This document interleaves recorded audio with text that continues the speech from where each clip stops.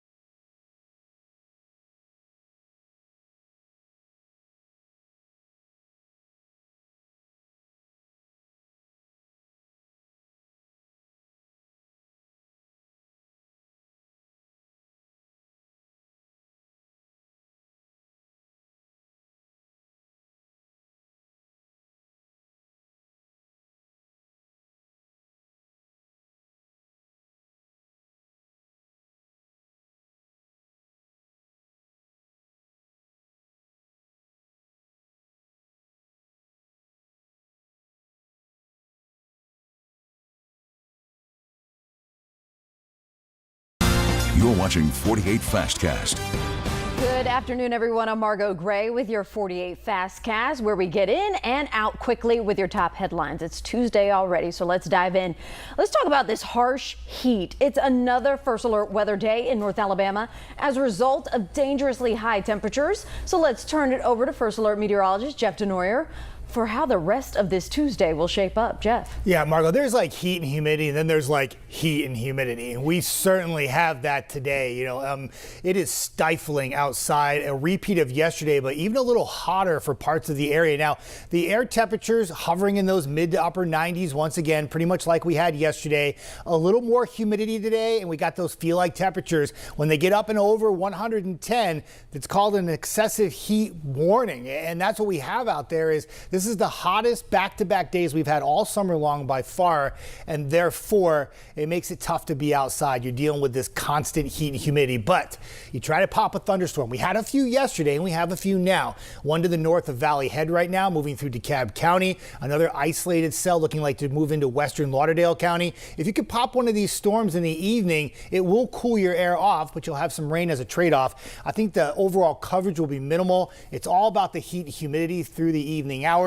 And we have one more really hot and humid day before some relief finally moves in. And we'll take a look at that coming up in your 10-day forecast. All right, sounds good. Well, new details are coming out following a recent bank robbery in Priceville, where police are releasing new pictures of the suspects still on the run. Take a look. So this robbery happened last week at Traditions Bank on Highway 67. And as you can see, the individuals are all wearing masks, approaching staff at an ATM. The suspects got away with an undisclosed amount of money. Since the robbery last Thursday, though, Priceville police reached out to multiple agencies across Alabama, Georgia, Tennessee, and Mississippi, who all report similar robberies. They think it could be the same group here, so we'll keep an eye on that. WAFF 48's Faith Delp is on the case as we speak, and we'll bring you updates starting at 4 o'clock on our newscast on TV. Well, a Franklin County grand jury just indicted a man for animal cruelty after investigators say they found his horses on the brink of death. Back in February, Franklin County deputies were notified about a horse in Hodges believed to be dead. Authorities went to check on that animal and found it was alive but extremely weak. A deputy told our news partners over at the Times Daily that the horse wasn't able to stand. That's how bad he was. Authorities found another horse that was also emaciated. Jack Davis, indicted on animal cruelty charges now. He was arrested on Saturday and released from jail on Monday. Now to Birmingham, where we are learning more about the death of a 3-year-old child who died after he was left in a hot car for hours by a DHR employee. Katorius Starks Jr. died last week after the Jefferson County coroner says he was left in that hot car for 5 hours. Our sister station in Birmingham obtained an audio recording of a conversation between the child's family and the state worker who was supposed to be the one taking care of him and taking him to daycare, by the way. In that recording, the employee is heard telling the family they got distracted and forgot the child was still in the back seat. Just devastating. So teachers are gearing up for a new school year as Decatur leaders are celebrating the new teachers joining this year. And we'll show you how after the break.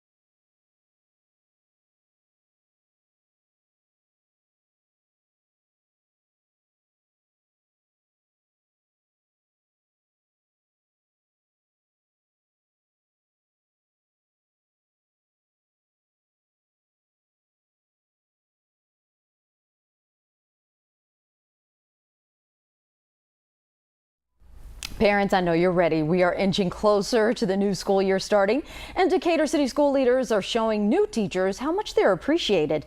The Decatur Morgan County Chamber of Commerce welcomed 125 new educators this morning at the Cook Museum. This allowed teachers the opportunity to meet with their fellow employees, their coworkers, and the higher-ups before the new school year begins. We spoke to Nia Strong. This is the principal over at West Decatur Elementary School, who says she is grateful for the new energy this upcoming school year and what it will be bringing. Getting to welcome in our new talent to the district and to the school, and also just bringing in that roll call of new energy into our district. It's great to have our community connected with our schools and just continuing that partnership while we're bringing those new people along for the ride. It's a fun way to kick off the school year. It's going to be an exciting school year. Students with Decatur City Schools are returning to school next Thursday. It is coming up August 7th. Today is a 48 First Alert Weather Day, sponsored by Mr. Reuter Plumbing for all your emergency plumbing services. Our 48 First Alert Weather Day for excessive heat and humidity, day 2 of really hot and humid conditions. You hope to get a thunderstorm or a downpour. We had a few yesterday. We have a few now.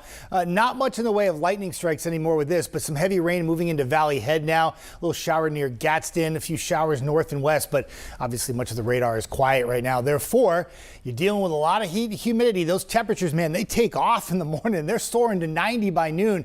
And it was near 100 degrees. Feel like temperatures already late morning. And here we are now with 94 in Fort Payne, 95 in Huntsville, 96 in Athens. Yesterday, a lot of 98s for the high temperatures. I think we'll be in that ballpark again today. The feel like temperatures, though, when you have so much humidity, the dew points are really high right now. And those dew point temperatures take those feel like temperatures way up into the 100s. And much like yesterday, over 105 for most locations, and even a 112 there in Florence. Feels like 110 in Russellville, and feels like 106 in Huntsville. So yeah, hot, hot, hot. No other way to say it. They call it an extreme heat warning now, and it's been extended. This purple shaded area covers almost all the Tennessee Valley. What's going to make this a bit confusing is that this extreme heat warning will expire tonight at 9 p.m. and you think, oh, we're done with the heat. This is great. There's a heat advisory now for tomorrow, which means there's still heat and humidity coming on Wednesday. It just might not be quite as excessive. So hour by hour forecast, few showers and storms will clip the area this evening. Again, you hope to get one of these downpours. It will cool the air quickly for you, but I don't think the coverage will be all that much, and they shut down by about 7, 8 o'clock. And then we do it again tomorrow. More heat, more humidity, maybe not upper 90s, but mid 90s, feels like 105. But this is the tricky part of the forecast. This forecast model spitting out some showers and storms around the noontime hour.